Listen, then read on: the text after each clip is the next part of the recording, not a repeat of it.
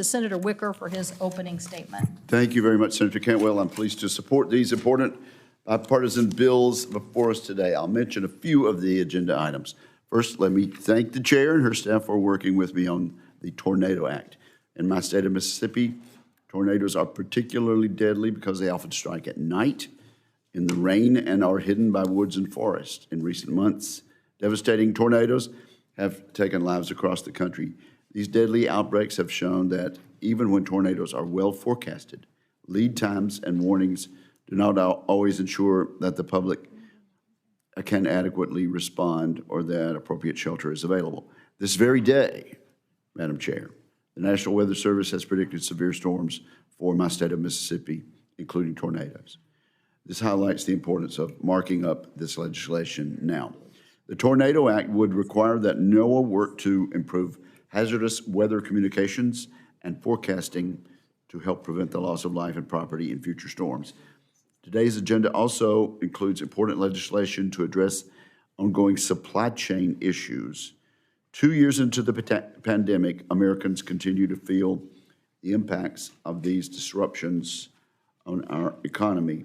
To help address these issues, I introduced the Freight Act, along with Senators Capito, Moran, Young, Blackburn, Thune, and Sullivan, and I'm pleased to see it on today's markup. The Freight Act would improve our freight transportation system by streamlining the licensing process for truck drivers, addressing unlawful shipping conduct, and providing oversight of transportation operations. In addition, I want to applaud Senators Klobuchar and Thune for bringing forward the Ocean Shipping Reform Act. This legislation would give Federal Maritime Commission stronger rulemaking authority to help protect American shippers, in particular ag exporters. I appreciate the collaboration between Senators Cantwell, Klobuchar, and Thune on the substitute amendment, which will strengthen the bill to help address critical ocean shipping supply chain issues. I would like to have seen Senator Blackburn's Improving Memphis Supply Chain Act on today's markup. As a major inland intermodal hub for marine containers, Memphis needs to be able to operate more efficiently in our nation's interconnected freight system, and this legislation would help Memphis serve as a model for enhancing intermodal efficiency. I hope we can still find a way to move forward on this legislation. And lastly, my bipartisan Next Generation Telecommunications Act is on the agenda for consideration. This bill would establish a council of experts tasked with developing a strategy to advance American leadership in 6G and beyond. It is critical that the U.S. maintain its role as a leader in deploying secure, innovative, and high-quality networks, not just for the economic benefits these networks bring, but to keep the U.S. globally competitive. Thank you, Madam Chair, and I yield back. Thank you. I'd like to recognize, since the major bill we're marking up is Senator Klobuchar's, to make a statement on that legislation. Thank you. I'll be brief because I believe we have a quorum. I want to thank you, Senator Cantwell, as well as Senator Wicker, for your hard work with us on this bill, as well as my friend Senator Thune. I want to take a moment to thank our 27 co-sponsors from both sides of the aisle, including 10 other members of this committee. That would be Baldwin, Peters, Moran, Blumenthal, Young, Blackburn, Warnock, Blunt, Fisher, and Hickenlooper, and I know many others support it. We all know that we have a major problem here when the shipping industry made a record $190 billion profits in 2021, a seven-fold increase from the previous year. And these are foreign ocean carriers.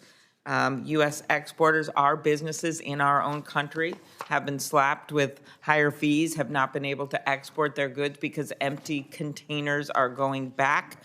And we want to be a country that makes stuff, invents things, and exports to the world. That means having the ability to export things to the world and not just have things come into our own country. The Ocean Shipping Reform Act goes a long way toward giving the Federal Maritime Commission greater authority to issue a rule prohibiting international ocean carriers from unreasonably declining shipping opportunities and make sure we have better prices. I want to thank you very much, and I want to thank you especially, Senator Wicker, for adding a number of provisions from your Freight Act, and it's a much better bill because of that. Thank you very much. Okay, I'd like to recognize Senator Wicker for a motion.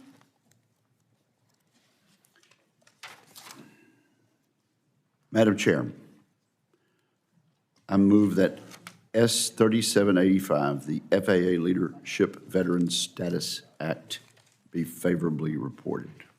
Is there a second? Second. All those in favor say aye. Aye. All those opposed, no. The motion is agreed to.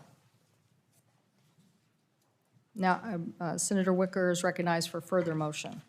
Madam Chair, I move that S 1541, the Martha Wright Reed Just and Reasonable Communications Act of 2021, as amended by the Duckworth substitute, S 3014, the Next Generation Telecommunications Act, as amended by the Wicker-Lujan substitute, Lee 1, Lee 3, Lee 5 as modified, and Scott 2 as modified. S 3296, the TSA Translate Act, as amended by Lujan 1 and Lee 1. S 3405, the Low Power Protection Act, as amended by Lee 1. S 3434, the Strengthening Support for American Manufacturing Act, as modified by the Peters substitute.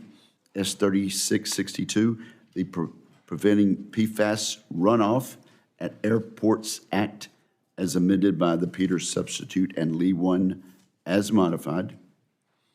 S 3664, the Right Whale Coexistence Act of 2022 as modified by the Blumenthal substitute, Markey 3, and Lee 2 as modified, and S 3817, the Tornado Act, as amended by the Wicker substitute as modified, be favorably reported. Is there a second?